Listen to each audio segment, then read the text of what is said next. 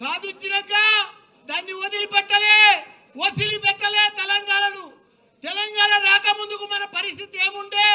నీళ్లు లేకుండే, కరెంటు లేకుండే, ఒక గురుకుల పాఠశాలలు లేకుండే, ఒకరికి ఉద్యోగాలు లేకుండే, ఏమీ లేకుండే.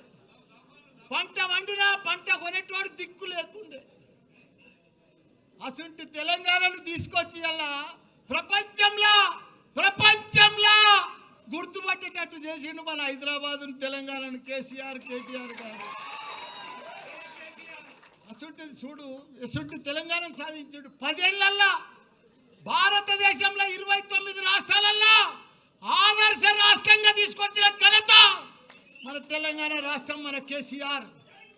ఇవాళ ఆయనను పట్టుకొని ప్రపంచంలోనే ఎత్తైన లిఫ్ట్ ఇరిగేషన్ ప్రాజెక్టు కట్టిందంటే కాళేశ్వరం మన కేసీఆర్. రాత్రి పగలు దానికోసం 3 ఏళ్లలో చరిత్ర సృష్టించి 1 కోటి ఎకరాలకు నీళ్ళు ఇచ్చాలని చెప్పి ప్రాజెక్టు కొడితే అసంటి ప్రాజెక్టును పంట కూడా పండించి చూపించిండు. 3 లక్షల కోట్ల మెట్రిక్ టన్ల ధాన్యం పండించి చరిత్ర సృష్టించిండు భారతదేశంలో.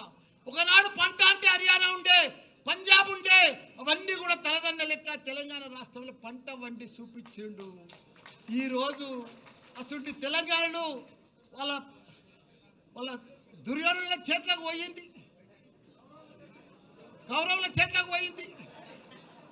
ఆ చేతులకు పోతే ఎంత ఘోరము, ఎంత పాపము. వాళ్ళకు పరిపాలన వస్తలేదు, వాళ్ళకు అడ్మినిస్ట్రేషన్ వస్తలేదు, వాళ్ళకు అవగాహన లేదు, వాళ్ళకి ఏమీ లేదు. వాళ్ళు ఏం చేస్తున్నారో కూడా వాళ్ళకే అర్థమవుతలేదు.